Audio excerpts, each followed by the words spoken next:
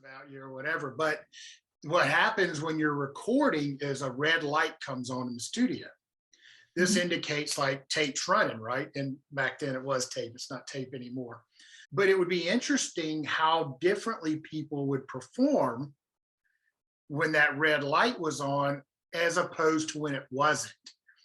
And we would go in there, and I remember when I produced some things later in life, I'd kill the red light. Like I would be like, let's just go in there and run through it a couple times and have fun with it, right? Let's just get warmed up. Best performances you'd get because they weren't thinking about that record button. So I just think that is something to consider when we're kind of stepping out there and with an unstructured incubator and kind of keep that in mind. Why don't we start by you telling everybody who you are? Well, my name's Michael Mulkey with MEM Evolver, and I help people rewrite their subconscious program so that they can achieve the life they want to live. I am Mary Crawford with the Joy of Being Well and Two Hearts Healing Animals. And basically I work with emotional energy and help people release things that aren't serving them so that they can remember how powerful and beautiful and amazing they truly are. That's awesome. And I am a benefactor of some of those sessions, and I can attest that they are beautiful. And I likewise have been a benefactor of your sessions, and they are amazing. So yes, it's a mutual admiration society here. So what we were talking about right before we hit the red button was the energy on the planet and the anger and the frustration. And do you want to kind of start us out? Maybe just, I know you pretty well, and I know that you're very in tune with these things. Just kind of set that tone to maybe put words to what people are feeling. Well, you know, I have people come to me and say I'm an empath. And what I say to them is that we all are empaths. Every one of us is we are all energy beings. We are all connected all over the planet. There's no separation. We create separation in our minds, but there's no separation. So what somebody in Russia is feeling, we're feeling. The people, what they're feeling in Ukraine, we're feeling. We can block that feeling. We can make ourselves numb to it, but it's still there around us. And if we open up our hearts, we'll feel it. So I was telling Michael that I woke up this morning feeling just a really heavy energy. I called it a disturbance in the force because, you know, it's everywhere. Everybody's feeling it. Everybody's angry, frustrated, scared, anxious, hearts breaking for people that we know, people that we don't know, people that we can imagine ourselves being in that situation. So how do you raise your vibration? Because what I know is that what we focus on, we create more of. The energy that we fill our bodies with is what we create more of. So how do we raise our vibration when we're surrounded by so much hurt and anger and fear? And, you know, I tune to physical things like crystals and essential oils and nature and music and things that I know will really quickly raise my vibration. But then I go a little deeper into remembering power, remembering source guidance, asking for guidance, asking for angels' assistance, meditate if you have time. But music is good. I was listening to Willie Nelson as I drove home today. He always lifts my vibration. So that's his purpose here. Yes. So how about you, Michael? How do you raise your vibration when things are tough? You know, and I'm a great example in my own life of being very conditioned to not feeling those darker emotions and energies, right? Like this is kind of like part of the dark side of the be happy movement. I like to feel good. I like to be a little, walking on water, as they say. And I think um, the things that are happening are absolutely things that we should be impacted by. And I don't know, a lot of the fear, uh, and I think it's the inability to express that, to acknowledge it and express it, that results in um, what we would call the symptoms or side effects of fear, right? Like the acting out, the road rage, Mhm. the so to speak, kicking the dog when you come home from, or the wife, right? This is people doing the best they can, but not having the right tools. Right. And it's not been overly acceptable in our culture to sort of be there, right? If you're having coffee with a friend and they're down, there's an immediate need to lift them up.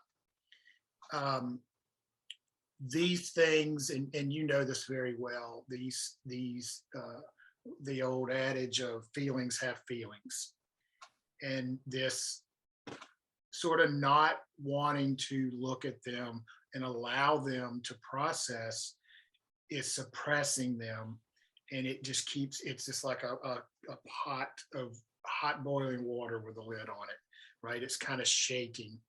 And I feel this. I think a simple act such as driving to the store, the anger and the frustration and the things that are just happening as we're driving our cars. It wasn't but a couple hundred years ago that would have been a half a day journey, right? Unless I had a couple horses and a carriage, right? That's, I should be grateful that I can get to the store in 20 minutes.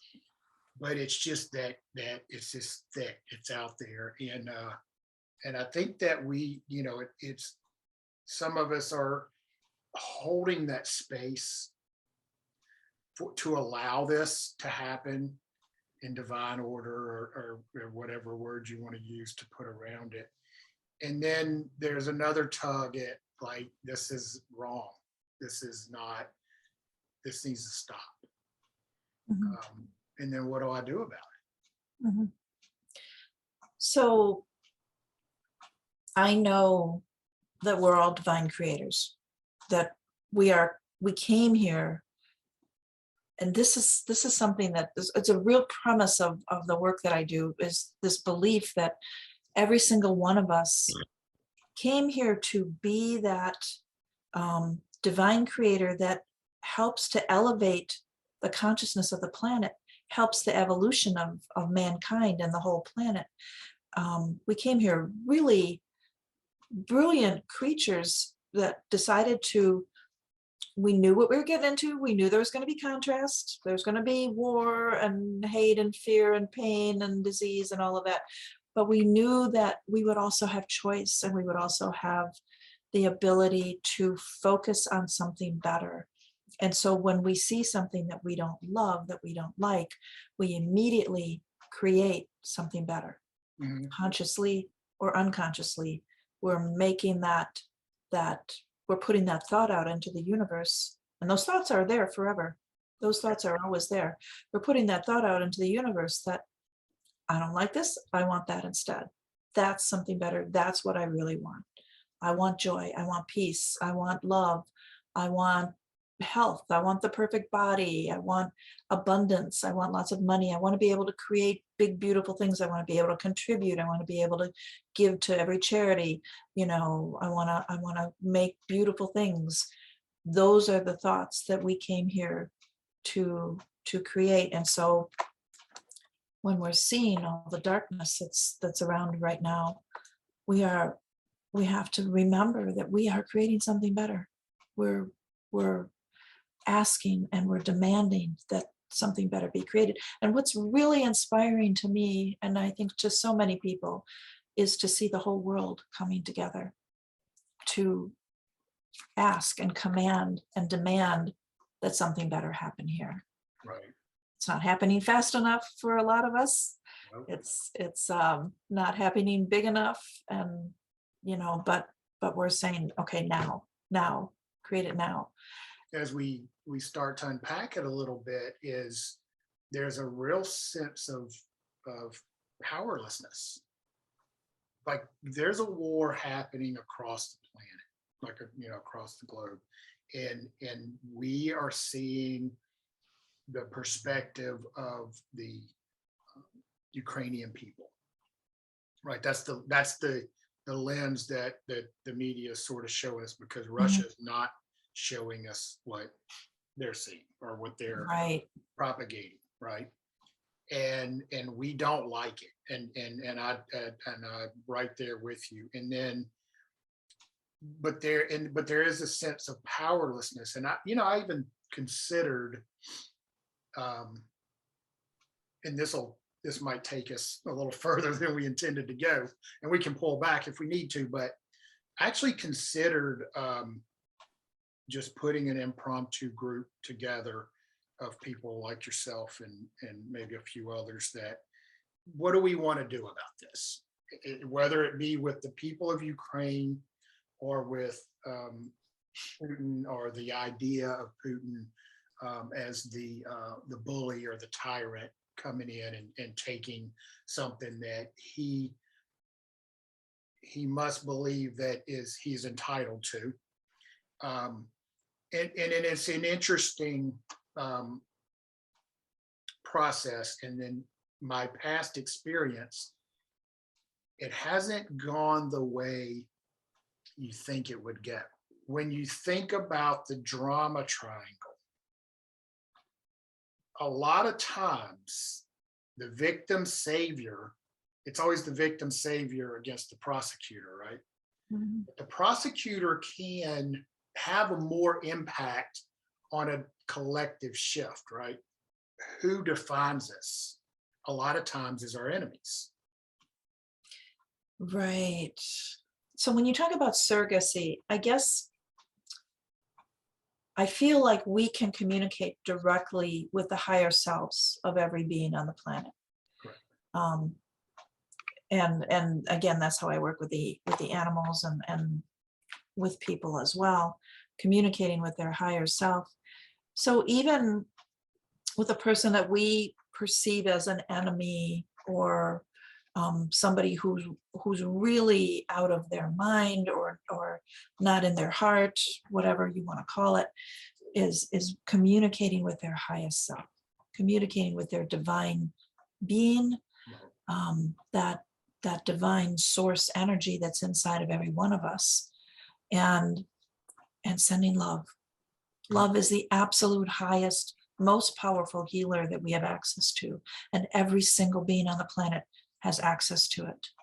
Right.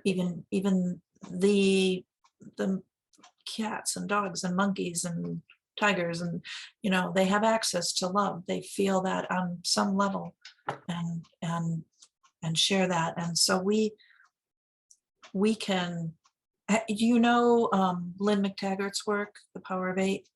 No. Okay, well, that's something you might want to look at. Lynn McTaggart, I've been following her for a while, and I think I told you that I have been for 21 months now doing a call every Sunday night where we get together for 15-20 minutes and basically send love to neighborhoods, to specific people. We've been sending it to Ukraine, and Lynn does that same kind of work, where gathering people together to focus on one particular area and sending love. And Lynn she's actually a scientist, and switched to this understanding of the new science, the quantum physics and all of that. And so now she conducts these experiments, using scientific equipment and scientific measurements to measure the effect of sending love to places that are war-torn or in some kind of distress, and then checking what happens with the people afterwards and getting incredible results, profound results Right. that are happening with people who are feeling this love energy. And so we have that capacity to do that, whether it's 2 or 3 of us together or 50 of us together. We can do that with intention and change the planet. And even, when I think of somebody like Putin or Trump, or people that some people love and some people love to hate, I think of where in their life were they so lacking love? You think of that little child and what kind of trauma they experienced, or energies of abandonment or being shut down, or feelings of insecurity and not good enough.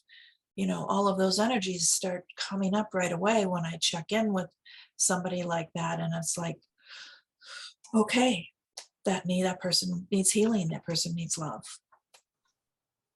Excellent point. And Neil Donald Walsh talked about this in his first book, The God Conversations. Conversations with God. Yes. Mm-hmm. And he described it as a little light, and a little light came to God, and a little light said, I want to experience myself. And God said, well, you're a bright, beautiful light. But he was amongst all the other lights. It was like the sun, right? Mm-hmm. And he kept coming to God and going, no, I want to be special. I want to be the one. So God cast a little light into the darkness. Then the little light said, why hast thou forsaken me? Right? And God came and said, I've never forsaken you, but to experience this. And this is a metaphor for us coming in this form, right? Mm-hmm. Well, then he wrote, and I think it was his second book, but it may have been his third. Don't hold me to it. In the same little story about the little souls came and the two little souls, one little soul said, God, I want to be a hero. I want to be a hero. Can you? And God was like, I don't know if you want to. I want to love like you, God. I want to be able to forgive like you. And he turned around. All the other souls were standing there watching, listening to the conversation. What was going to happen? And one of the little souls spoke up and said, I'll help you, right? He just created, if he had to be the hero, he just created his foe. But the other little soul that was going to help him said, I'll help you, but it's the minute you achieved your hero status, the minute you become at that, to attaining exactly what you want in that life, you have to remember me. You have to remember me, and I'm just like you, right? And we haven't gotten there yet, and we can't remember this veil that and most every religion speaks of this Maya, or this illusion that we're masking ourselves. And the harsh example of that would be, there's a little Putin in all of us, right? And there's a little Ukraine in all of us. And we have to choose, or we have to allow, how do we evolve these two things and heal them? Yeah. So that because we can feel, if we really allow ourselves, we can feel what Putin feels. We can feel his motivation, and we can feel the fear and the courage and all of that from the Ukrainians as well. Yes. So yeah, there's all of that in all of us, and it's always choice. It's always choice. Yeah, so I don't know how far we want to dive into this today, but yeah, I didn't know that this was where it was going to go, but this is what people are talking about, and it is of concern. So bring up the light. If we, I started this today because I was feeling such heavy energy this morning, and I wanted to know that there was a way to raise my vibration. So I emailed Michael and I said, tell me a joke, make me laugh, because that's going to raise your vibration really quick. Thinking about what you're grateful for, thinking about how powerful you are, going outside and hugging a tree. Trees are always going to take your bad energy away and give you some love. I use oils, especially tree oils. They just bring me right down to ground and out of my head and into my heart. I use crystals and stones all the time. So know that we are evolving the planet, I think, is the big message here. We're evolving the planet. The darkness is having a harder time fighting for existence as more and more people come to light. Right. Absolutely. So Excellent. you Well, wanna share with us how people can find more about you, Michael? you can connect with me here on this platform, or you can connect with me through my website, memevolver.com. And you want to share, Mary, your contact? Yeah, my email is mary@thejoyofbeingwell.com. Of course, the website is thejoyofbeingwell.com. I will also post this on my Facebook, my YouTube page. So that's the best way. Excellent seeing you as always. Same to you, same to you. Thank you for speaking with me and raising my vibration.